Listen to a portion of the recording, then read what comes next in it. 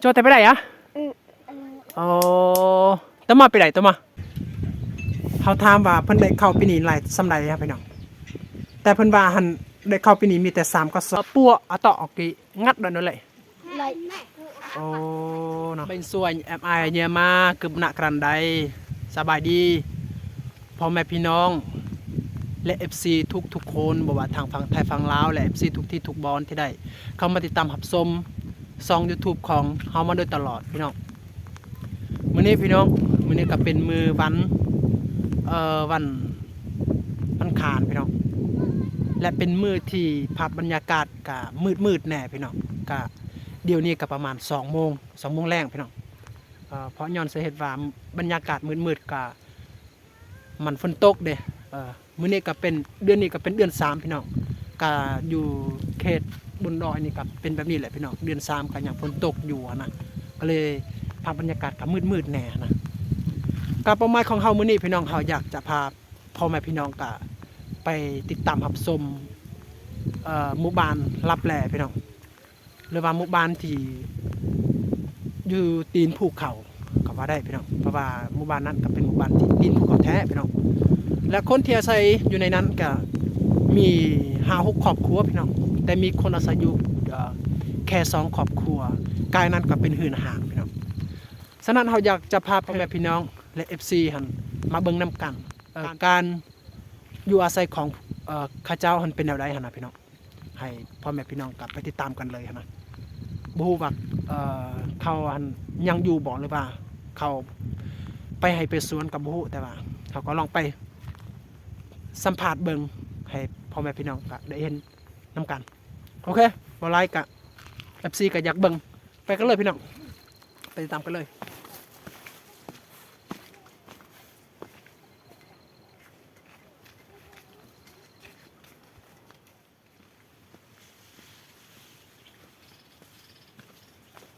โอ้เส้นทางก็ยากแบบนี้เลยพี่น้อง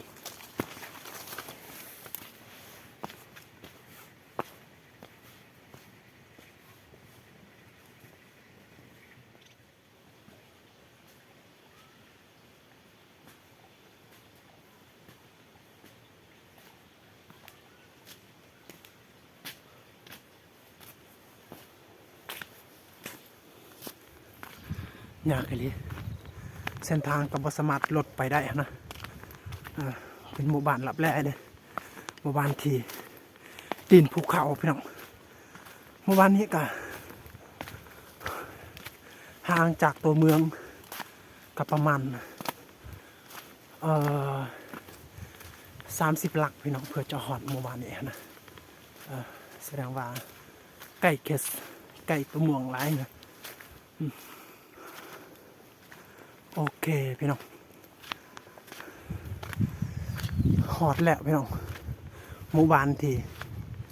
รับแลและหมู่บ้านที่ตีนภูเขานะนี่พี่น้องนี่เลยพี่น้องมันตีนภูเขาไอเลี่ยนะเนี่ยก็เป็นภูเขาเลยนะพี่น้องก็อยู่ในหมู่บ้านนี้ก็มีโรงเรียนนะมีโรงเรียนที่เข้าโรงเรียนกอนะสิมังแบบนี้นี่ก็เป็นเพื่อนครัวที่ข้าเจ้าเฮ็ดอาหารให้แก่เด็กน้อยนะนี่ปะเพมดนะพี่น้องนี่บางข้าเสียอันแบบเด็ดนะอยู่นี่ก่อนนี่เห็นป่ะพี่น้องนี่ก็เป็นเฮือนครัวพี่น้องเฮือนครัวเขาเฮ็ดอาหารให้แก่พวกเด็กน้อยเวลาเขาเฮียนนะแล้วก็เป็นเฮือนครัวนี่ก็เป็นห้องน้ำแต่ว่าห้องน้ำตัวนี้ก็ตามที่เขาเบิ่งเนี่ยก็บ่สามารถใช้การได้แหละสาเหตุที่ก็บ่มีน้ำแน่นะพี่น้องมันเพลมันเลยเบิ่งเขาล็อกประตูไว้นะก็เลยบ่สามารถเห็นได้นะนี่ก็เป็นจุดน้ำลิ้นของทรย3บูบอกความหมายอะไรนะพี่น้องทรย3นะนี่เห็นปะทรย3บูบอกความหมายมันเป็นอะไรแต่ว่าเบิ้งกะสาเหตุที่เขาบริใส่ น้ำตัวนี้หั่นนะก็ย้อนสาเหตุห้องน้ำตัวนี้ก็ย้อนสาเหตุว่าบ่มีน้ำพี่น้องอันนี้ก็เป็นบอนที่นักเขียนเขาล้างมือเวลาเขากินข้าวแล้วนะพี่น้องอืมเห็นบ่พี่น้องธรรมชาติสวยงามอีหลีในหมู่บ้านนี้หั่นนะนี่มันมีในหมู่บ้านนี้ก็มีต้นขี้เหล็กพี่น้อง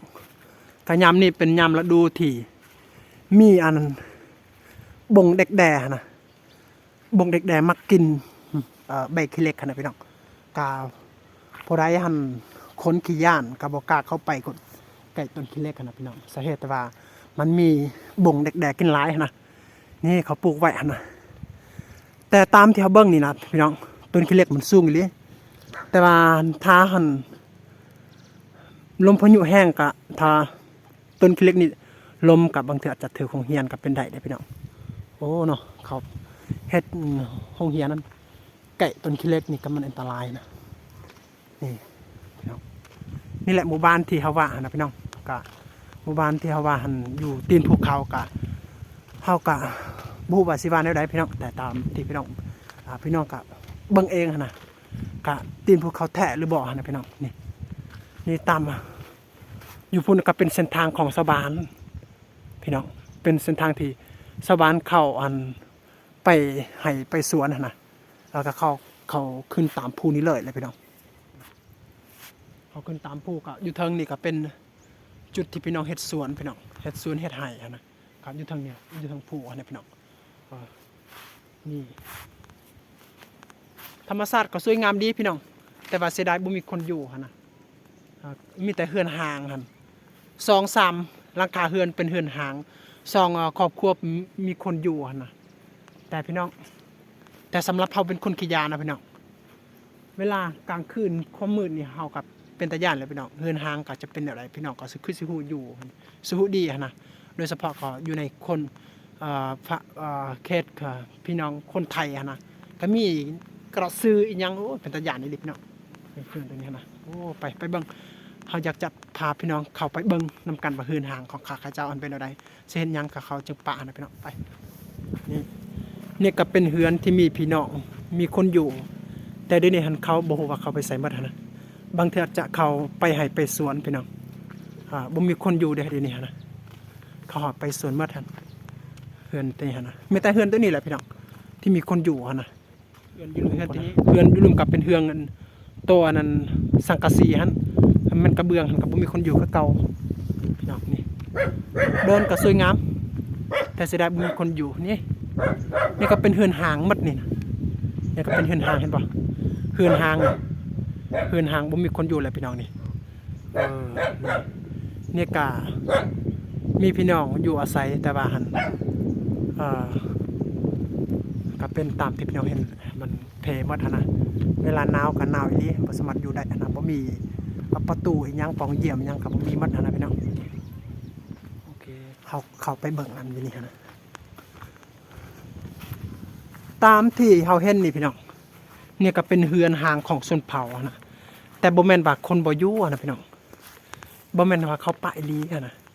แต่เฮือนนี้ก็เป็นเฮือนที่ตามเฮาเห็นก็เป็นเฮือนที่เขาแก่ฮีดนะนี่นะก็ตามที่ถ้าเป็นภาษาของพี่น้องคนลาวคนไทยก็เอิ้นว่ามันเป็นวิหารหรือว่าโบสถ์นะเป็นโบสถ์โบสถ์แบบว่าเขาบูชามันเป็นเขายามเขาแก่ฮีดแก่ฮ้องกับเขามาแก่อยู่นี่นะพี่น้องเนี่ยก็เป็นวิธีของชนเผ่านะแต่ว่าตามที่เบิ่งกับเพหมดเลยพี่น้องก็เฮือนตัวนี้ก็อยากล่มเลยพี่น้องเนี่ยนะเห็นบ่นี่ภาษาอื่นว่ากระตังเลยผ้าตัวนี้ก็มันเต็มไปด้วยกระมวรไปกินเลยพี่น้องนี่อยากกระรุเลยนี่นะเพหมดนะพี่น้องนี่กระเบื้องนี่ก็เป็นดำหมดขี้เมียงนั่นเห็นบ่พี่น้องโอ้เสียดายเขาเฮ็ดปะซื้อๆเนาะก็บ่แม่นว่าเขาว่าอยากอยู่นะก็เป็นวัฒนธรรมของคนชนเผ่าก็เป็นแบบนั้นแหละพี่น้องก็ต้องมีเฮือนที่เขาบูแก่เหตุแก่ห้องไอ้ยังนะพี่น้องนี่เห็นบ่นี่ขนาดนี่ก็คือกันแหละพี่น้องนี่เห็นบ่นี่ก็เป็นเฮือนห่างคือเก่าพี่น้องแต่เสียดายพี่น้องเวลาเฮือนห่างนี่ ตามที่เฮาเข้าใจนะถ้าเฮือนห่างแล้วอยู่ตีนภูเขานี่ก็เป็นอันตรายที่สุดแหละพี่น้องย้อนหยังว่าจึงว่าอันตรายเพราะยันละเฮือนห่างนี่กาตามที่เฮาได้ยินพ่อแม่พี่น้องชาวบ้านเขาเว้าว่ามันมักมีปอบเป็นหยังเขามาอยู่นะพี่น้องนะโดยเฉพาะนี่ก็เป็นเฮือนเขาแก่ฮีดโอ้อันตรายเขาก็บ่อยากกะอยู่เลยพี่น้องเอ้ยเขาก็เป็นคนขี้ย่านเลยนี่เห็นบ่นี่ตามที่พี่น้องเห็นนี่ก็โอ้กระเบื้องก็ยังงามอยู่แต่ว่าหันตัวเฮือนนี่เด้มันบ่งามนะนี่ก็เป็นจุดเขาแก่ฮีทเขาแก่ห้องแหละพี่น้องอ๋อเห็นไหมเขาแก่ฮีทเขาแก่ห้องและก็ตามที่เขาเว้าแหละก็เป็นภาษาครับถ้าเว้าเป็นภาษาของลาวของพี่น้องคนลาวคนไทยก็เอิ้นว่าโบสถ์หรือว่าวิหารเป็นแบบนั้นนะพี่น้องนี่เห็นปะเส้นทางของชาวบ้านเขาไปให้ไปสวนเขาออกแต่ให้แต่สวนกับเขาผ่านทางนี้แหละพี่น้องก็ตามที่พี่น้องเบิ่งเห็นนี่ก็เป็นผู้อีหลีพี่น้องเขาก็ต้องคืนคอยนี่ครับผู้ที่นี่มันสูงเลยกับมือลายพี่น้องเขาต้องใช้เวลาดุนเติบพี่น้องถ้าคนที่บ่เคยผจญภัยขึ้นภูนี่ก็คือสิเมื่อยแน่นะแต่เขากับเป็นเรื่องเคยแล้วกับภูนี่นะพี่น้องว่าเป็นอาชีพของเขาเด้โอ้เห็นยังอยู่มาตะดังแก้มนี่แบบว่าบรรยากาศลิงแก้มนะโอ้นี่แบบเจ้าของเฮือนนะมาตะนี่แหละพี่น้องกาพวกเพิ่นกำลังทิ้งไฟเพราะว่าเวลานี้ก็มันตามบรรยากาศกันหนาวเนี่ยโอ้เสียดายเด็กน้อยนะต้นเด็กน้อยนะพี่น้องเป็นตาหนาวเนาะโอ้เงียบนะเงียบโอ้เห็นบ่หนาวเลยพี่น้องถ้าเราไล่เป็นองศาก็ประมาณ14 องศาเลยพี่น้องความหนาวนะตามที่เราเบิ่ง14-13 องศานะโอ้หนาวแท้พี่น้องย้ำเดือน3เลยพี่น้องนี่ฮะก็ยังหนาวนะพี่น้องนี่ก็เป็นเฮือนที่มีคนอาศัย3หลังคาเฮือนฮะบ่มีคนอาศัยอยู่พี่น้อง3หลังคาเฮือนกับ3หลังคาเฮือนบ่2แล้วบ่มีคนอาศัยอยู่เป็นเฮือนหางอยู่เทิงมัน2นี่อีกเป็นหลัง1แหละพี่น้องที่บ่มีคนอาศัยอยู่หั่นนะต้องมีคนอาศัยอยู่เป็นเฮือนหางครับเฮือนที่มีคนอาศัยอยู่ก็มีแต่เฮือนนี้พี่น้องมีคนอาศัยอยู่นะก็ตามที่พี่เขาเห็นกาเป็นคนทุกข์คนยากและพี่น้องกระเบื้องกาเขาบริมึงกระเบื้องกาเขามุงสังกะสีตามที่คนเขตดอยเนี่ยคนที่มีนะเขามักจะมุงกระเบื้องนะเป็นกระเบื้องแบบนั้นพี่น้องแต่ว่าคนที่มุงสังกะสีกับเป็นคนทุกข์คนยากและพี่น้องบ่สามารถที่จะซื้อกระเบื้องนะเพราะย้อนว่ากระเบื้องมันราคามันแพงแล้วเขามักมุงกระเบื้องกับเป็นทนทานแต่กระสังกะสีกะอันนึงกะบ่ทนอันที่2กะราคามันบ่แพงปานใดกะคนทุกคนอยากเขามักใช้นะพี่น้องเบิ่งเขาสัมภาษณ์พี่น้องเขาอันที่ยังอยู่เฮือนนะเขาบ่ได้ไปใส่นะเขาจะคูว่าการดำเนินชีวิตของเขาเป็นแนวใดนะพี่น้องเขาก็อยากจะพาให้ท่านผู้ชมกะได้ฟังได้เบิ่งนํกันมาตะเอาบนมาตะกันนะแห้งอุ้ยฮะเขาถามเพิ่นว่าเฮ็ดหยังมื้อนี้นะเขาบ่ได้เฮ็ดหยังพี่น้องมีแต่นอนเพราะว่าผัวหันคาเวียกนะและหนาวแน่นะกะหนังพิงไฟเพิ่นพี่น้องเอามาจ่าเมื่อกี้เอามาเขาถามเพิ่นว่าเพิ่นสิกินหยังบ่หั่นตอนแรกมื้อนี้ฮะแต่เพิ่นว่าบ่มีหยังกินเลยพี่น้องเนาะได้เข้าไปนี่หลายสำไรอันนี้มาบนอึดล่ะคอมมานด์คือcái nó đặt vé chạy nữa บาทแปรจ่อยเอาบ่ให้หยังเส้นน่ะหาบาเกอร์มันจิตน่ะโอ้แต่ได้เข้าได้บนตราน้ำแปรจ่อยโอ้พี่น้อง FC เอ้ยคือว่าจะเอาก็ลากพี่น้อง FC เอ้ย เขาถามว่าเพิ่นได้เข้าปีนี้หลายสำใดครับพี่น้องแต่เพิ่นว่าหันได้เข้าปีนี้มีแต่3กระสอบ3กระสอบแล้วว่า3ภาษาอื่นว่าอาจอยอะนะ3อาจอยอันคาราใส่เป็นกระสอบกะ2กระสอบใหญ่ประมาณนั้น นะ 2กระสอบใหญ่ประมาณนั้นพี่น้องแต่ว่าถามครอบครัวเพิ่นนั้นจักคน10คนพี่น้องกิน2กระสอบโอ้เป็นตาย่านเลยพี่น้องแกมาตับจ่าอย่างเงี้ยแกมาให้จ่า จะเอาให้จ่าจากตลาด โอ้เขาถามว่าถามเมื่อกินข้าวตอนนั้นกินอีหยังอีกนะพี่น้องกะเพิ่นว่ากินมันแล้วพี่น้องกินมันแล้วพี่น้อง มาจากตลาด ก็แน่นอนพี่น้องถ้าซ่องซอบนี่ซอบหนึ่งต้องเอาไว้ได้พี่น้องซอบหนึ่งต้องเอาไว้เพราะว่าเขาจะปลูกอีกปีหน้านะพี่น้องแสดงว่าพวกเพิ่นกินมีแต่ซอบเดียวพี่น้องครอบครัวตัวนี้หั่นนะ มีจุ๊บจ้าคือ มีทั้งหมดก็10 คนหั่นนะพี่น้อง10 คนหั่นนะแต่เพิ่นได้เข้าปีนี้หั่นสามาจอยภาษาอื่นว่าจอยภาษาละเฮาบ่ฮู้ว่าภาษาลาวอื่นว่า3กระถังหั่นนะพี่น้องกระถังใหญ่หั่นนะแต่ว่าถ้าทั้งตัวนั้นเฮาใส่กระสอบก็ประมาณหั่น2 สอบใหญ่ประมาณนั้นบ่ถึง3หั่นนะพี่น้องว่าจอยก็บ่ใหญ่ซ้ำกระสอบหั่นนะพี่น้อง2กระสอบหั่นนะพี่น้องคน10 คนกินสิพอกลุ่มบ่กินปีหนึงนะพี่น้องโอ้เป็นอันตรายดีพี่น้องแต่ว่าเฮาถามเพิ่นว่าหั่นถ้าหมดเข้าหั่น2กระสอบเนี่ยสิกินหยังอีกเพิ่นว่ากินมันพี่น้องโอ้เป็นตาอีต้นเนาะพี่น้องก็บ่แม่นว่าพวกเพิ่นบ่เฮ็ดพี่น้องแต่ว่าหั่นเนื่องจากว่ามันฝนฟ้าอากาศมันบ่ดีแหละ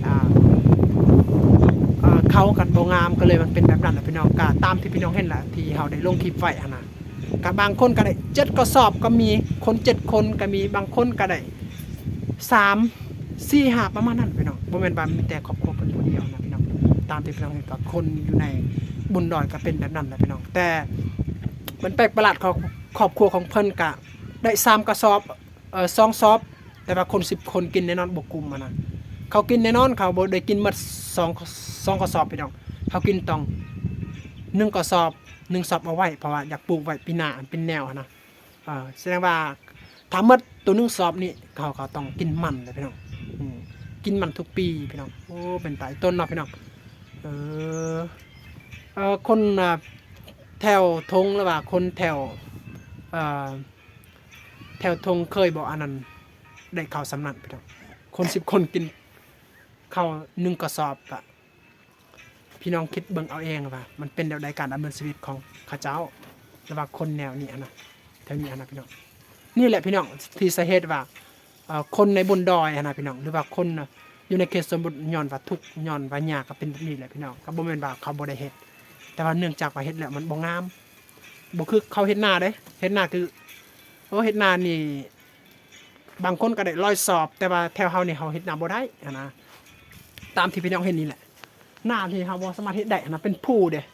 เป็นผู้แล้วบ่มีน้ำมาแต่ไสนะพี่น้องเพื่อจะเอาไว้อยู่ในนาแหละพี่น้องก็บ่มีแล้วเฮ็ดก็เฮ็ดบ่ได้นะพี่น้องเห็นบ่เฮ็ดบ่ได้นะพี่น้องนี่แหละสาเหตุที่เฮาบ่สามารถเฮ็ดนาได้นี่แหละครับทุกคนก็ได้เขากับบ่หลายโอ้พุ้นก็เป็นจุดที่เขาอาบน้ำพี่น้องโอ้เป็นตาย่านเนาะยามหนาวก็อาบน้ำได้บ่พวกเล็กน้อยเขาอาบน้ำนะพี่น้องโอ้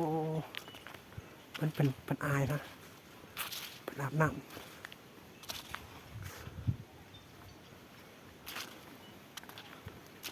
นี่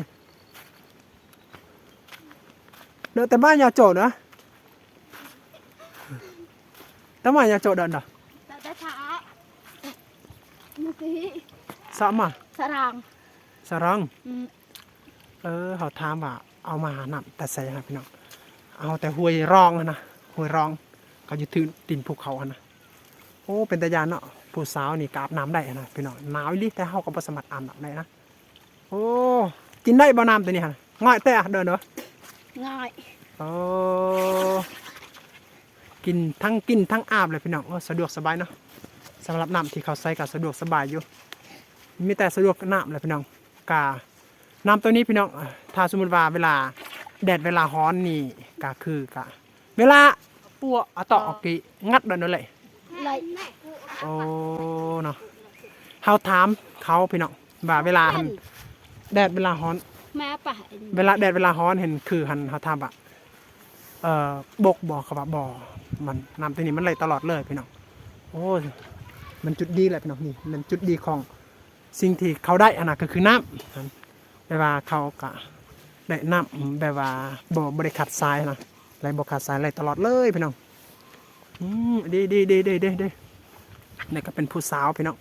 ผู้สาวที่ในหมู่บ้านรับแลกันยังหน่อยอยู่แต่พอได้สนใจกะถักได้แต่ว่าเพิ่นกับบ่มีเฟซบ่มีหยังดอกนี่นะนี่โอ้มันมาเลยทำไมไม่อะ เพิ่นนั้นสนใจว่าอยากเบิ่งหน้าตัวเองอะนะพี่น้องแต่ว่าเฮายังบ่ทันได้เปิดให้เพิ่นเบิ่งอะนะพี่น้องเฮาก็ยังถ่ายในหมู่บ้านนี้ให้เรียกให้พี่น้องได้เบิ่งได้เห็นการดำเนินชีวิตของเขาเจ้าอันเป็นแนวใดอะนะพี่น้องเอ้ยโอ้เนาะใช่พี่น้องภาพบรรยากาศกะหนาวแน่นะถ้าสมมุติว่าอันภาพบรรยากาศยามแดดยามร้อนเนี่ยคือสิคักเลยพี่น้องเพราะว่ามันบ่มืดเด้ก็ของเฮานี่ค่ะถ้ายามแดดยามร้อนก็แจ้งแน่แต่ว่ายามนี้ก็มัวๆนะพี่น้องบ่สามารถเห็นได้นะพี่น้องเอ้ยโอ้เนาะ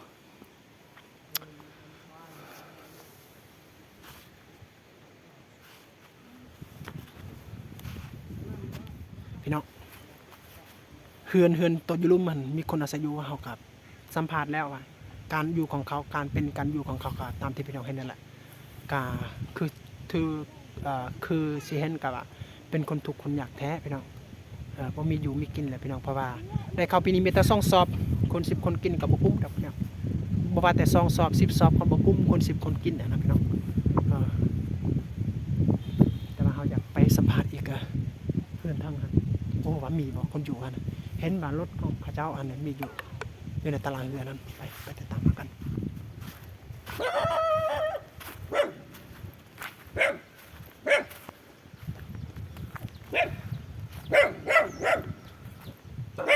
บนน้ำจนละศูนย์ดอกเขาไปมืดเลยนะเขาอัดประตูไว้เขาบอกการขึ้นแล้วอัดประตูไว้นะเขาบอกการขึ้นนี่พี่น้องเด็กหน่อยเขามาแต่ไห้พี่น้อง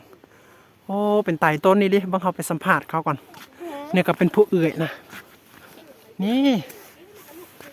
โจแต่ไปไหนอะโอ้ต้องมาไปไหนต้องมาโอ้เนาะเขาถามเด็กหน่อยเขามาแต่ไห้บอกผลพระแมนโอ้เป็นไต่ต้นพี่น้องเขายังเด็กอยู่นะครับเขาไปไห้คือกันเลยพี่น้องโอ้หนาวบ่เงียดอ่ะโอ้ถามว่าหนาวบ่หนาวอีหลีพี่น้องเอ้ยเป็นยังไงจ่อฮะไอ้ไหมตัวมาอีไหมอ่ะเขาถามว่าหันไปคนเดียวอ่ะกับเพิ่นไปกับพ่อกับแม่นะพี่น้องถ้าพวกเพิ่นไปลงไปก่อนนะพ่อแม่เพิ่นกันยังอยู่ทางพุ่นนะมันมีเสียงเขาคนทางหลังนะพี่น้องนี่เห็นป่ะพี่น้องนี่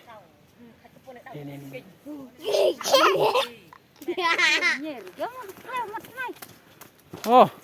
มาเจอแต่ไม่ได้อะโอ้ Dầu của củi cái dầu chưa tới vị đây. เขาถาม Anh มา là แต่ให้ chụp บอก đất nhẹt lên. นี่เห็นบ่ Cho tí tàn. ชาวบ้านเพิ่นมาแต่ให้พี่น้องเส้นทางที่มันยากหลายนะนี่เห็นบ่นี่เนาะภาพบรรยากาศม่วนลิพี่น้องเห็นชาวบ้านได้เห็นชาวบ้านได้มาแต่ให้นะพี่น้องอ๋อเพิ่นก็เป็นเด็กน้อยนะติตาล่ะเจ้าติตาโอ้ทางไห้พี่น้องทางไห้อยู่ทางพุ่นแต่เวลาเข้าอันนั้นมาแต่ให้กาคนส่วนเผาก็เป็นไปนี่เลยพี่น้องส่วนลายกาผู้หญิงเฮ็ดเวียกหนักนะผู้ชายเฮ็ดเวียกเบาแล้วผู้หญิงกับส่วนลายเวลาเขามาแต่ให้เขาก็ต้องภาษาเขาเอิ้นว่าต้องเอาโจอุ้ยแบกฟืนแบกไฟแบบนี้เลยพี่น้องเพื่อหันสิได้เฮ็ดอาหารการกินอยู่ในเฮือนนะผู้ชายกับบางคนก็นั่งอยู่ในเฮือนเลยพี่น้องบางคนก็มีแต่กินเหล้ากินซ่าอย่างแบบนี้เลยพี่น้องนี่เลยพี่น้องนี่เป็นชีวิตของคนชนเผ่า หรือว่าคนทุกข์คนยากก็เป็นแบบนั้นแหละพี่น้องโอเคพี่น้องก็เฮาอัปเดต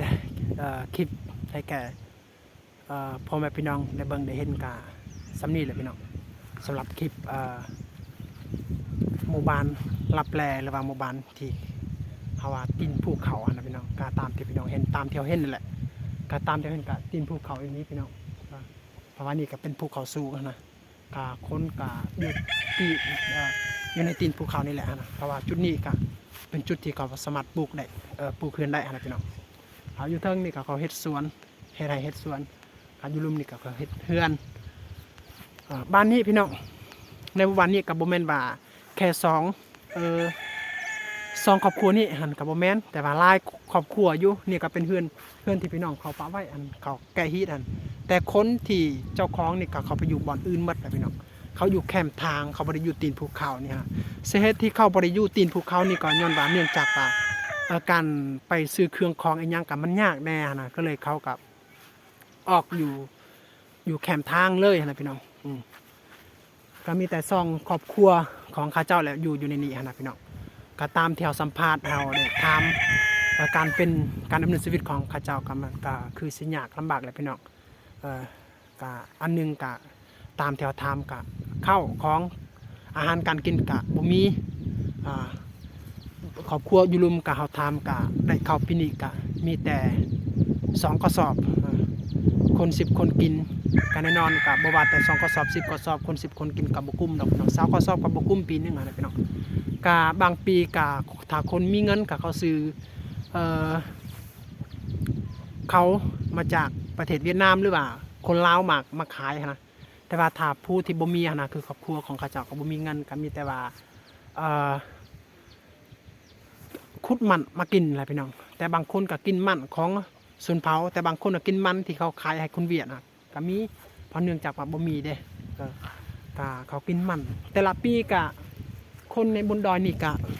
ส่วนหลายก็กินมันหมดพี่น้องส่วนน้อยที่บ่ได้กินมันนะส่วนหลายก็กินมันหมดนะพี่น้องแค่นี้แหละพี่น้องที่ในหมู่บ้านที่ภูเก่าหรือว่ากลางป่าลึกกาเฮาได้สัมผัสได้อัปเดตให้ท่านผู้ชมกาได้เบิ่งได้เห็นธรรมชาติก็สวยงามอยู่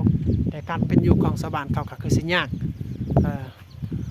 ยากหลายก็คือยามนี้ก็เดือน3ก็อยู่ฝากก็อยู่พี่น้องคนลาวคนไทยก็คือสีหนาวแดดแต่ว่าอยู่นี่ก็ยังหนาวอยู่พี่น้องโอ้หนาวดีหนาวแห้งจัดนะหนาวแห้งเวลาไปให้ประส่วนกะคือสำหรับเขาหน่อยนี่เขาเป็นคนขี้คร้านนี่ก็บอกอยากไปเลยพี่น้องประมาณหนาวเด้ทาแดดกะยังไขหนาวนี่โอ้น้ำหมอกลงอยู่ในใบหญ้าใบยางมันลำคาญเปียกเครื่องคล้องนะพี่น้องนี่ก็เป็นวิถีชีวิตของคนชนเผ่าหรือว่าคนในเขตบนชนบทก็เป็นแบบนั้นแหละพี่น้องโอเคพี่น้อง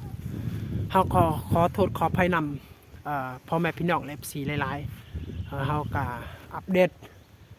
คลิปในหมู่บ้านลับแลนี้ก็บ่ละเอียดปานใดและบ่ชัดเจนโดยเฉพาะการคำเว้าคำจาของเฮานะก็บ่สามารถที่พี่น้องก็บ่สามารถเข้าใจได้เนื่องจากว่าเฮาเว้าภาษาลาวก็บ่เป็นแน่แต่เฮาก็พยายามเว้า